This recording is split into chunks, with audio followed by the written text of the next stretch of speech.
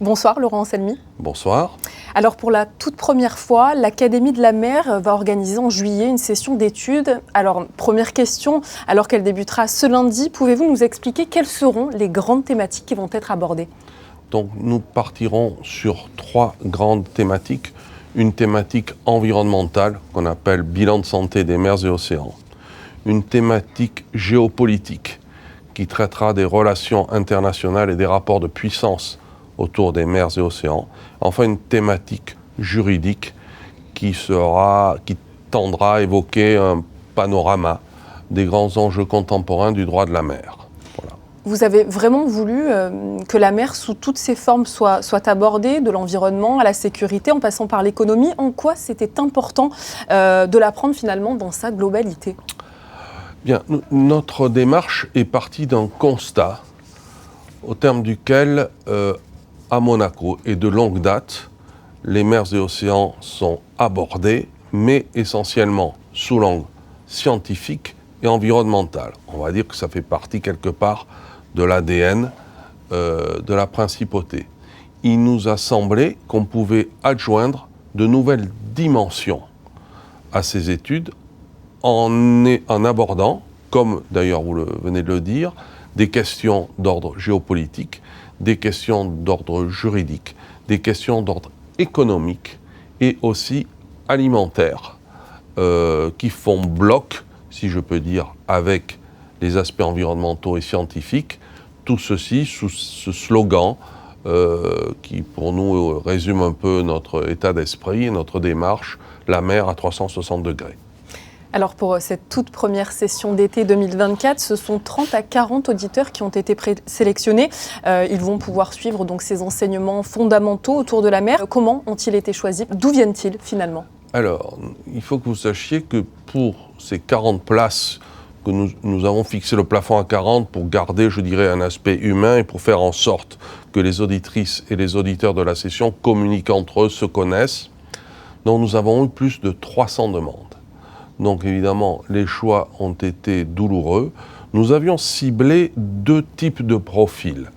Un profil estudiantin, si je peux dire, et puis des profils plus seniors de personnes qui étaient déjà dans le milieu professionnel, intéressées aux questions maritimes. Franchement, nous pensions que nous n'en aurions pas beaucoup. Mais contre toute attente, ces profils seniors se sont beaucoup manifestés et composent à ce jour à peu près 30 à 40% de la promotion. Comment avons-nous sélectionné ? Nous avons essayé de veiller à une répartition entre les différents profils académiques, c'est-à-dire des scientifiques, des juristes, des économistes, des politologues, des gens qui viennent du milieu des écoles de commerce, de la communication, etc. Et puis aussi une répartition géographique, puisque nous avons des auditrices et des auditeurs en provenance du monde entier. C'est-à-dire ça va du Sri Lanka au Canada, en passant par le Brésil, en passant par évidemment la France, l'Italie, beaucoup de gens d'Afrique du Nord, beaucoup de gens aussi de la zone des Balkans. Donc c'est extrêmement cosmopolite. Nous avons essayé de faire une répartition. Nous avons aussi équilibré entre les gens, les universitaires et les étudiants par rapport aux seniors. Et en fait, nous sommes arrivés à un certain point d'équilibre, et y compris en termes générationnels, puisque la plus jeune auditrice a, je crois, 21 ans, et la plus âgée, 63 ans. Est-ce qu'on peut parler d'université d'été aujourd'hui ? Bien entendu, puisqu'on est dans le sens littéral de l'université, c'est-à-dire la globalité des savoirs et des connaissances. Alors, cette première session d'été 2024 portera le nom de Promotion Prince Régnier III, un hommage évidemment à l'action du Prince Régnier pour la protection des mers et des océans. Expliquez-nous. Alors, tout d'abord, nous avons été créés l'année dernière, et l'année dernière, c'était l'année de commémoration du centenaire de la naissance Prince Régnier. Donc, la création de l'Académie de la mer s'inscrit, si vous voulez, dans cette commémoration. Donc il était logique que la première promotion porte son nom. En outre, tout ce qu'il a fait pour les mers et océans, y compris en termes de droit international, parce que son action était fondée sur la prééminence du droit. Qu'il s'agisse des accords internationaux, Ramoge, Pélagos, ACOBAMS, qu'il s'agisse aussi de l'aire marine protégée, la réserve du Narvoto, il l'a créé avec un acte juridique, qui est une ordonnance. Donc tout ceci est très cohérent, et donc il était naturel que cette première promotion porte son nom. Avec cette université d'été, finalement, qu'est-ce que cela permet de susciter chez les gens? Est-ce que vous vouliez éduquer, questionner, faire réagir peut-être?